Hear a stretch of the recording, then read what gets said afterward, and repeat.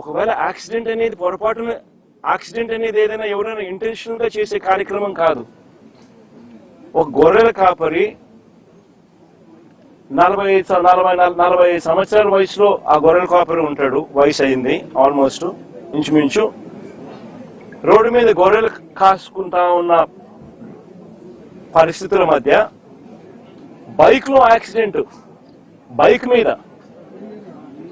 Accident జరిగితే దాంట్లో కుట్రకోణం ఎక్కడి నుంచి వస్తుంది? హత్య చేయాలి అని ముందుగానే ఆలోచన చేయాల్సిన పరిస్థితులు ఎందుకు వస్తాయి? ఆ మనిషి ఎవరో పరిచయం కూడా లేదు ఈ మనిషికి, ఈ పిల్లాడికి. వీళ్ళకి ఎవరికి పరిచయం కూడా లేదు ఆ మనిషి. Is just pedestrian. ఒక దారిన పోయే నడుచుకుంటూ పోయే ఒక వ్యక్తి. అన్ఫార్చునేట్ గా జరిగింది. చెయ్యాలనే ఉద్దేశం ఎవరికి ఉండదు. అలాంటి అన్ఫార్చునేట్ గా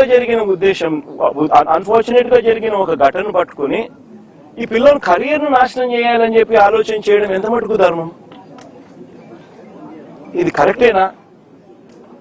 జస్ట్ బికాస్ అప్పల్ రాజ్ అనే వ్యక్తి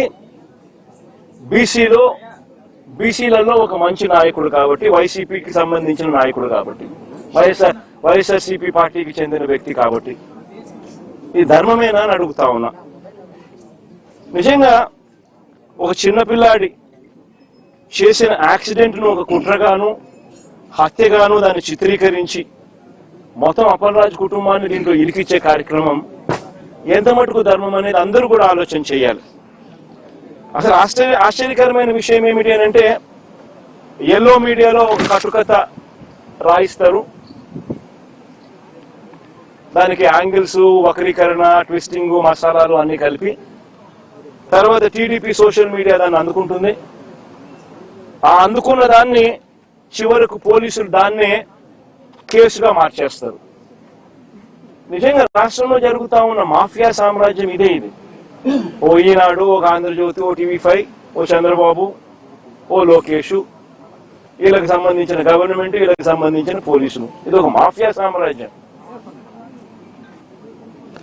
నిజంగా ఇది ధర్మమేనా అని చెప్పి నిజంగా అందరూ కూడా, ప్రతి ఒక్కరూ కూడా గుండెల మీద చేతులు వేసుకుని ఆలోచన చేయాల్సిన అవసరం ఉన్న ప్రశ్న ఇది. అప్పల్ రాజ్ విషయానికి ఒకసారి వద్దాం. అప్పల్ రాజ్ అనే వ్యక్తి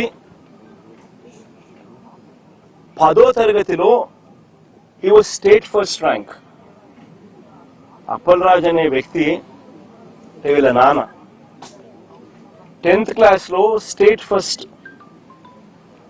చంద్రబాబు నాయుడు గతంలో ముఖ్యమంత్రిగా ఉన్నప్పుడు వచ్చి అవార్డు ఇచ్చినాడు వీళ్ళ నాయనకు, స్టేట్ ఫస్ట్ అవార్డు ఇచ్చినాడు. చదువుల్లో ఆ స్థాయికి పోయిన వ్యక్తి తన సొంత కష్టం మీద డాక్టర్ అయ్యాడు. లోకేష్ మాదిరి డొనేషన్ కట్టి స్టాన్ఫోర్డ్ లో సీట్ తెచ్చుకోవాలా. సొంత కష్టం మీద కష్టపడి చదివి డాక్టర్ అయినాడు. డాక్టరే కాదు, ఎండి కూడా చేశాడు. పోస్ట్ గ్రాడ్యుయేట్ కూడా, ఎండి కూడా చదివినాడు. చదివి ఒక మంచి డాక్టర్ గా పేరు తెచ్చుకున్నాడు.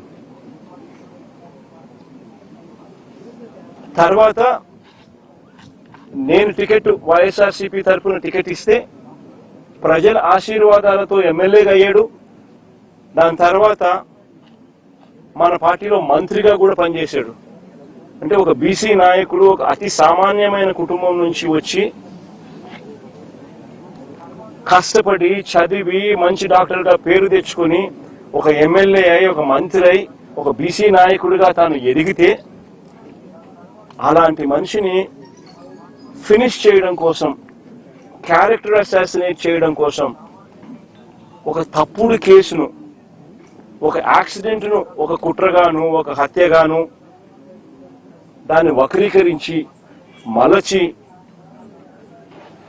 తన కెరీర్ను నాశనం చేయాలని, తన క్యారెక్టర్ను అసాసినేట్ చేయాలని, అప్పల్ రాజును నాశనం చేయాలి అని చెప్పి ఇంత దుర్మార్గపు ఆలోచన.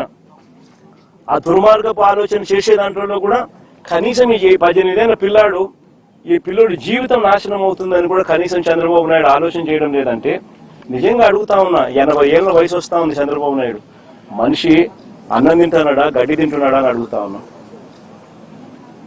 దిస్ అబ్సల్యూట్లీ రాజకీయాలను ఒక ఒక నీచమైన స్టేట్లోకి తీసుకొని పోవడం ఇది. నేను అడుగుతా ఉన్నా, ఒక్కొక్కరికి ఒక్కొక్క న్యాయం ఉంటుందా అని చెప్పి. కొన్ని తెలుగుదేశం పార్టీకి సంబంధించిన వాళ్ళకి ఎక్కడికైనా వాళ్ళు ఎవరైనా యాక్సిడెంట్లు చేసినా, వాళ్ళ పిల్లలు కానీ వాళ్ళ బంధువులు కానీ ఎవరైనా యాక్సిడెంట్లు చేస్తే, లేదా వాళ్ళే యాక్సిడెంట్ చేస్తే, వాళ్ళ కారులో ఉండగానే యాక్సిడెంట్ జరిగితే మొత్తం కుటుంబాన్ని కూడా ఇదే మాదిరిగానే కేసులు కట్టి అరెస్టులు చేసి కుట్ర కోణము హత్య కోణం అని చెప్పి పెట్టే కార్యక్రమం జరుగుతుందా? చేస్తారా అని అడుగుతాను చంద్రబాబు నాయుడు గారిని. ఒక నిజంగా చేసేట్టుగా అయితే ఇచ్చాపురం టీడీపీ ఎమ్మెల్యే కారు ఢీకొని వృద్ధుడు మృతి. ఇచ్చాపురం ఎమ్మెల్యే స్వయంగా కారులో ఉండగానే కారు ఢీకొని వృద్ధుడు మృతి. ఇదే ఇదే ఇదే శ్రీకాకుళం జిల్లాలోనే నేను చెప్తా ఉన్నా, ఎక్కడికో బయటకు కూడా పోవడంలా.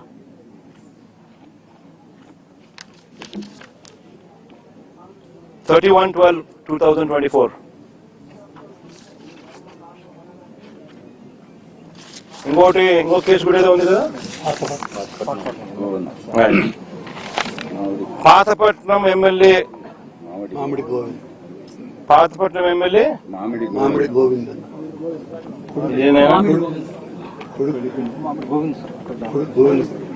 ఇదేంది కొడుకును తప్పించి డ్రైవర్. పాతపట్నం ఎమ్మెల్యే ఇదే జిల్లాలోనే, ఇదే తెలుగుదేశం పార్టీకి సంబంధించిన పాతపట్నం ఎమ్మెల్యేకి సంబంధించిన మరో కార్ యాక్సిడెంట్. మళ్ళీ వాళ్ళలో అక్కడ ఎవరిని అరెస్ట్ చేసినారు? ఒక్కొక్కరికి ఒక్కొక్క న్యాయం వర్తింపజేస్తే నిజంగా బతకదు, వ్యవస్థ అనేది బతకదు. ఒక చెడు విత్తనాలు నాటుతా ఉన్నారు. ఈ చెడు విత్తనాలు రేపొద్దున వృక్షాలు అవుతాయి. మీరు ఏదైతే నాటుతా ఉన్నారో రేపొద్దున అది ఒక వృక్షమై మొత్తం సిస్టమ్ ని నాశనం చేస్తుంది.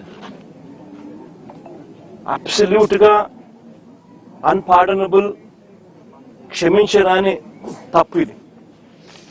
నిజంగా యాక్సిడెంట్ జరిగితే అసలు యాక్సిడెంట్ జరిగినప్పుడు 108 ఫోన్ చేసింది కూడా ఈ పిల్లోడే. 108 ఫోన్ చేసింది ఈ పిల్లోడే.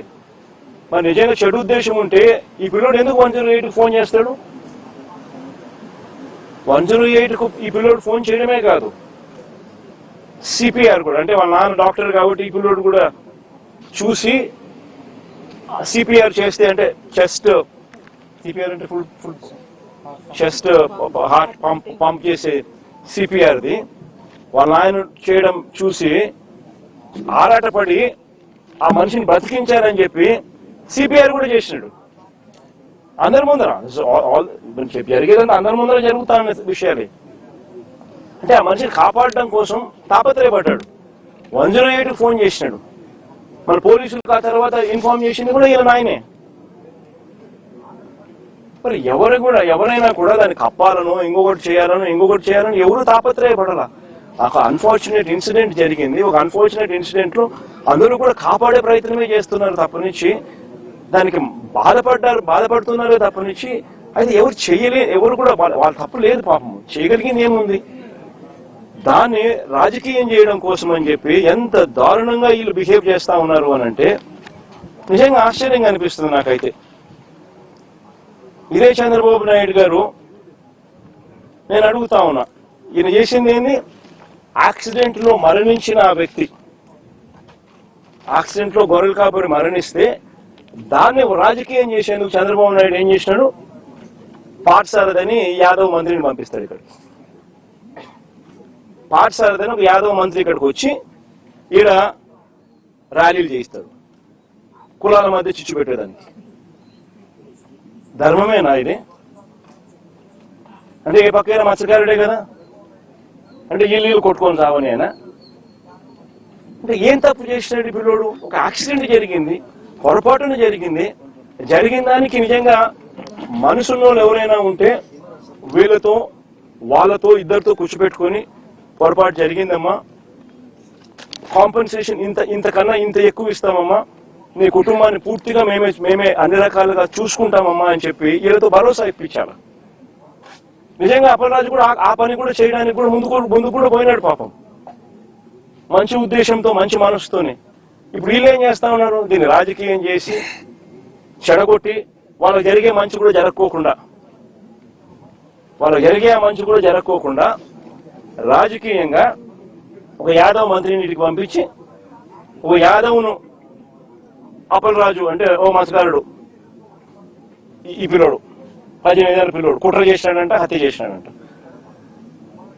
అని ర్యాలీలు. నిజంగా నేను అడుగుతా ఉన్నా, ఇదే చంద్రబాబు నాయుడు గారిని అడుగుతా ఉన్నా, నీకు మనిషివా రాక్షసుడివా అన్నది ఒకసారి నువ్వు ఆలోచన చేసుకోవాలా అని చెప్పి చంద్రబాబు నాయుడు గట్టిగా నిలదీస్తూ అడుగుతా ఉన్నా.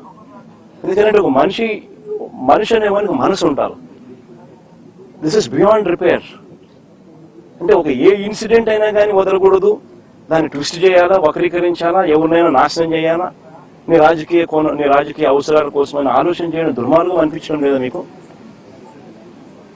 Absolutely disgraceful. నిజంగా అడుగుతాను, ఇదే యాదవుల మీద చంద్రబాబు నాయుడు గారికి నిజంగానే ఇంత ప్రేమ ఉంది అన్నమాట పోనీ వాస్తవమేనా అంటే అది లేదు. మన ప్రకాశం జిల్లాలో యాదవులు గొర్రెలు కాస్తా ఉంటే, కొన్ని పొలాల్లోకి పోయి ఏదో గొర్రెలు కాస్తా ఉంటే చంద్రబాబు నాయుడుకి సంబంధించిన వాళ్ళు యాదవులను కొట్టినారు ప్రకాశం జిల్లాలో. It's been reported. కొడితే కేసు ఎవరి మీద పెట్టినారు తెలుసా? కొట్టడం మీద కాదు, యాదవుల మీద కేసు పెట్టినారు. నిజంగా నేను మనిషికి యాదవుల మీద నిజంగా ప్రేమ ఉందా అని అడుగుతా ఉన్నా. విశాఖపట్నం మేయర్, మొట్టమొదట యాదవ మేయర్ చరిత్రలో ఇంతవరకు ఎప్పుడు విశాఖపట్నం మేయర్గా ఒక యాదవ కులస్తులు ఎప్పుడు మేయర్ కాలా. ఫస్ట్ టైం వైఎస్ఆర్సీపీ ప్రభుత్వంలో వైఎస్ఆర్సీపీ చేసింది ఒక యాదవ మహిళను మేయర్గా. ఈయన ఏం చేశాడు చంద్రబాబు నాయుడు? ఆయనకు నెంబర్స్ లేకపోయినా ప్రలోభాలతో ఏం చేసినాడు? ఆయన దింపేసినాడు. ఇదే యాదవుల మీద ప్రేమ. అంతేందుకు విశాఖపట్నంలో వైఎస్ఆర్సీపీ యాదవ భవనం కోసం విశాఖపట్నంలో ల్యాండ్ ఇచ్చింది. ఆ ల్యాండ్కు శంకుస్థాపన చేసినారు. పనులు కూడా ప్రారంభమైనాయి. చంద్రబాబు నాయుడు వచ్చినాడు, క్యాన్సిల్ చేసినాడు. ఈ మనిషికి యాదవుల మీద ప్రేమ? అసలు యాదవులు కాదు, అసలు బీసీలు అంటే కూడా ఈ మనిషికి లెక్కలేదు. కొన్ని మత్స్యకారుల మీద ఏమైనా ఉందా అంటే లేదు. మత్స్యకారుల లీడర్లను నాశనం చేయడం, కుట్రలు పని వాళ్ళను కుట్ర కోణంతో వాళ్ళను చరిత్రహీనులుగా చేసే కార్యక్రమం చేయడం. మొన్న విశాఖపట్నంలో మత్స్యకారులు చనిపోతే 7 మంది వేటకు పోయి అందులో 6 మంది చనిపోతే కనీసం మానవత్వం చూపలా. ఒక మంత్రి పోలే కనీసం ఆ ఇళ్ళకాడికి వాళ్ళని కనీసం ఓదార్చడానికి. పోయింది జగన్ అక్కడికి. ఈ మనిషి ఎవరి మీద ప్రేమ లేదు. అసలు పేదవాడు అనే పేదవాడి మీద అసలు ప్రేమే లేదు ఈ మనిషికి. బీసీలను ఓట్ బ్యాంక్ కింద వాడుకుంటాడే తప్ప బీసీల మీద ఏమాత్రం ప్రేమ లేదు. నిజంగా బీసీల మీద ప్రేమ ఉంటే అక్కచెల్లెమ్మలకు 0 వడ్డీ పథకం. అందరికన్నా నష్టపోయేది బీసీలే, బీదోళ్లే. ఎలక్షన్ మేనిఫెస్టో ఒకసారి చూడండి. 0 వడ్డీని 3 లక్షలు కాదు 10 లక్షలకి పెంచి చేస్తానని చెప్పి 0 వడ్డీ ఇస్తానని చెప్పి మేనిఫెస్టోలో కనిపిస్తుంది. 2 ఏళ్ళు అయింది, 3వ సంవత్సరం. ఇంతకు ముందు ఇస్తా ఉన్న 0 వడ్డీ ఇప్పుడు కూడా రద్దు చేసినాడు. పొదుపు సంఘాల రుణాలు తగ్గిపోయినాయి. 20,000 చిల్లర కోట్ల నుంచి వైఎస్ఆర్సీపీ ప్రభుత్వ హయాంలో 49,000 కోట్లకు మేము తీసుకొని పోతే, ఈ ప్రభుత్వం వచ్చిన తర్వాత చంద్రబాబు నాయుడు హయాంలో 49,000 కోట్ల నుంచి పొదుపు సంఘాల రుణాలు ఈ రోజు తగ్గిపోయి 49,000 నుంచి 30 చిల్లర కోట్లకు వచ్చింది. 39,000 ఎంతో తగ్గిపోయి. చేయూత లేదు, ఆసరా లేదు, 0 వడ్డీ లేదు. గతంలో వైఎస్ఆర్సీపీ హయాంలో ఉన్న పథకాలన్నీ రద్దు. ఫీజు రీఇంబర్స్మెంట్ బకాయిలు దాదాపుగా 9,000 కోట్లు ఉన్నాయి. విద్యా దీవెన, వసతి దీవెన బకాయిలు. పిల్లలు చదువులు మానేస్తా ఉన్న పరిస్థితులు, చదువులు చదవలేక అందరికన్నా నష్టపోయేది బీసీలే. ఈయన బీసీల గురించి మాట్లాడేది. మత్స్యకారుల కోసం వైఎస్ఆర్సీపీ ప్రభుత్వ హయాంలో మత్స్యకారుల కోసం ఎప్పుడూ జరగని విధంగా 10 ఫిషింగ్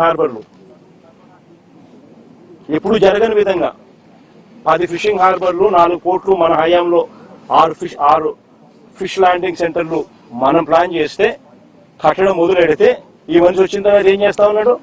ఇదే శ్రీకాకుళం జిల్లాలోనే మూలపేట పోర్టు ఎవరు మొదలు పెట్టినారు?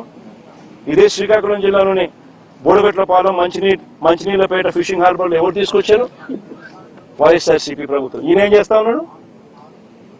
స్కాములు చేస్తూ దానికి అమ్మకానికి పెట్టినాడు. స్కాములు చేయడం కోసం స్కాములు చేస్తూ పోర్టులు అమ్మకానికి, ఫిషింగ్ హార్బర్లు అమ్మకానికి, మత్స్యకారుల జీవితాలను సర్వనాశనం